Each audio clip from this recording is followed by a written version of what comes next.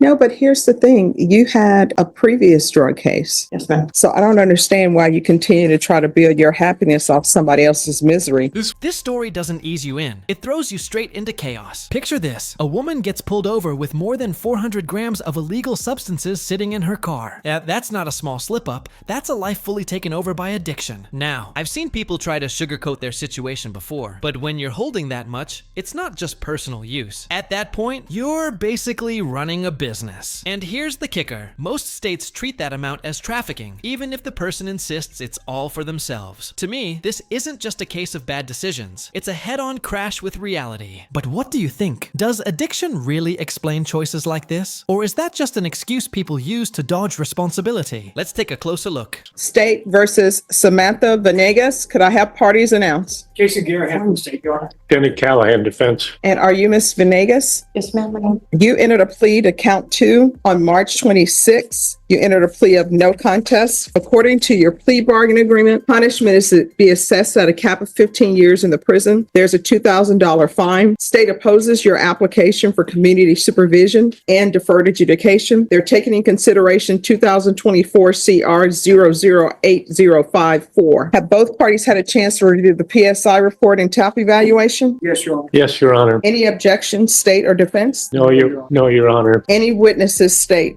Defense, any witnesses? Only allocution in writing from the defendant. All right. Any objections to the court reviewing the defendant's writing? No, Your Honor, the state is actually reviewed with no objection. All right. The court will hear argument. Well, before I hear argument, there are some things that defense maybe you can address with the court. It says in the PSI that her guilt is minimized. And I did read where she's saying that the vehicle's not hers. She knew there was drugs in the trunk, but she didn't throw them away. She didn't do anything about it. So I don't know if there's any insight you would like to give on that. Yes, Your Honor. I think it's a good inference from the stipulations and the PSI that she was used as a pawn, taking advantage of her poverty and her addictions to methamphetamine. And she's ashamed of that in her life, not only you, but more particularly to her family. There is an element of voluntariness in her actions. There's also an element of being trapped in her actions. And that was one of the things I would ask the court to consider before you assess punishment. I have 3 other remarks. All right. You may proceed. I suggest to the court as a proper resolution of this case, because she's still relatively young, deferred adjudication, 10 years, ISF treatment, and she asks you to put her into drug court, which is intensive supervision for every day. That shows some indication of remorse and desire to be rehabilitated. All right. So here's part of my issues, right? Yes, ma'am. One, I have to look at criminal history. And I would have clients sometimes, you know what they would tell me? Why are people looking at my criminal history? We're just here for this. That was in the past. But I would always tell them that your criminal history is sort of like a credit report. And what you're trying to get is probation. So people are trying to say, has she been placed on probation before? Will she do well? So it shows that you've been on probation before, and a motion to revoke was filed, and you were revoked and sentenced to 5 years. I know that was in 2007. Right. And then in 2014, you were sent to prison for another case. And in 2015, there's a case that you were sent to prison for, and I believe these were running concurrently because it appears that they were running concurrently. And then 2016, again, that's a case. It was running concurrently with the others. So what I'm viewing, it doesn't appear that you would be a good candidate for probation. May I say something? Sure. You want to raise your right hand, though, because the state may have some questions if you want to say something. All right.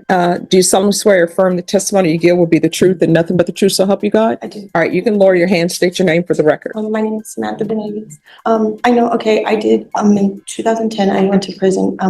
I was going to get reinstated on probation, but I took it up with my grandfather, and my grandfather wanted me to go do the time instead of being reinstated on my probation, because he was scared that I was going to get messed up again and go do a large number of time, and he was going to pass away. And how old were you when that happened? I was 29, 30. And so that's why I chose that. I chose that because my grandpa asked me to do that, and he ended up passing away 6 months before my release. But that is why I was going to get reinstated. At the time, my attorney was William Reese, and they were going to reinstate me and send me home, but my grandfather asked me to get it over with. So get this. She actually sat there and claimed the entire trunk full of illegal stuff wasn't hers. Like what? Was she moonlighting as a delivery driver for the cartel? I've heard wild excuses before, but this one feels like an insult to common sense. What really gets me is that she openly admits to having an addiction problem, a rap sheet longer than a grocery receipt, and yet she still thinks probation is an option. Be for real. If I were standing before a judge with that kind of history, I'd drop the act and start showing some honesty. Because let's be honest, probation isn't a prize, it's your last lifeline before jail time. And the way she delivers these excuses with a completely straight face, it's almost comedic, until you realize she genuinely believes it. At that point, it's not even funny anymore. It's sad. You start wondering how many times she's walked into different courtrooms, pulling out the same story, hoping just one judge would fall for it. It's honestly painful to watch, like seeing someone stuck in a loop of their own denial. That is why I went to prison. All right, so you're telling me that I could understand maybe there being pressure on you with saying, oh, let me listen to my grandfather and take this time. But at the time you were 29, 30. Okay. Yeah. And then the other cases, because you got out of prison and then you pick up more cases. In 2014, I revoked. I have my parole, and I went back to ISF for the last 3 months of my my parole, and then I was done with that. And then in 2016, I went to prison again in 2016, and then I revoked and went back to safety, and I came out and I completed the rest of my probation. Okay. Why do you keep failing at probation? I went with parole the second. Well, I mean, you failed at probation and you failed at parole. Why? The first time when I was younger, I really don't have, I made some poor choices in my life back then, and I was young, I was ignorant. But no, for the case that you said the first case, you said I disagreed to be revoked because of my grandfather. Yeah. All right, you're telling me then you were 29. Yes, I didn't 30. I didn't go report. All I didn't right. go report, and I then had a drinking problem back then, Okay. and back then I would use cocaine a little, and but I had a heavy drinking problem. So I was young, I was stupid, I was living in the bars basically. And I wasn't, keep out there running the streets or nothing like that. I just didn't want to go report. And that was my biggest downfall right there. If I would have just went and reported and went and taken a UA, everything would have been okay. My life would have been a little bit, different.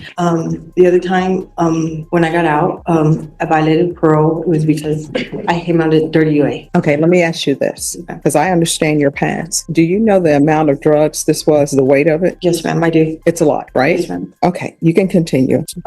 My life for a little while, I was just I made a lot of mistakes and I'm not proud of it. I'm very sorry for them. If I could take them all back, I would. Now that I'm older, now that I see things differently, and trust me, this opened my eyes. I was doing a lot, I was just trying to, this last offense was trying to, pay my bills. I was stuck in it. I was just trying to get out of it. And I see now that what it could cost me. And I apologize for that. No, but here's the thing. You had a previous drug case. Yes, ma'am. So I don't understand why you continue to try to build your happiness off somebody else's misery. So that's basically what you're doing. You're taking a shortcut and you're building your happiness off somebody else's misery. Addiction and can't stop. And there you are, for money.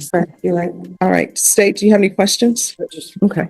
Ms. Venegas, on this case, you stated that the drugs weren't yours or the drugs were somebody else's. It wasn't mine. It was in the vehicle. All right. Could you speak up, please? It wasn't mine. It was in the vehicle. But I was aware that it was there, and I should have gotten rid of it You're when aware I you located had a it. key in your pocket that matched the lock to the box that the drugs were in. correct? Yes. Right. Okay. No further question, Your Honor. Nothing further. I have one other point, Your Honor. Yes. She has family support and was unable to get finalized letters into your hand indicating that support. That's all, Your Honor. All right.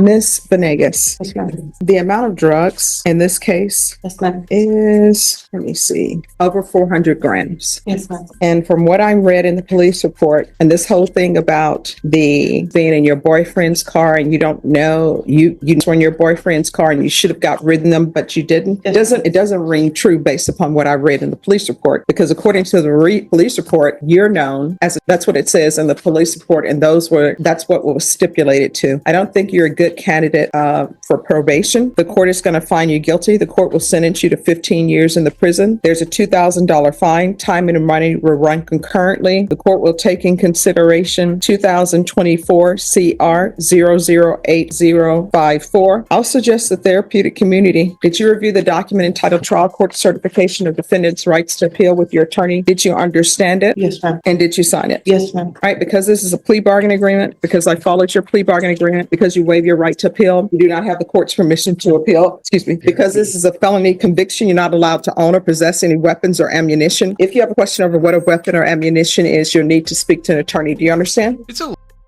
What cracks me up is how her lawyer is standing there trying to paint her as some kind of victim when she's already done 2 full rounds in prison.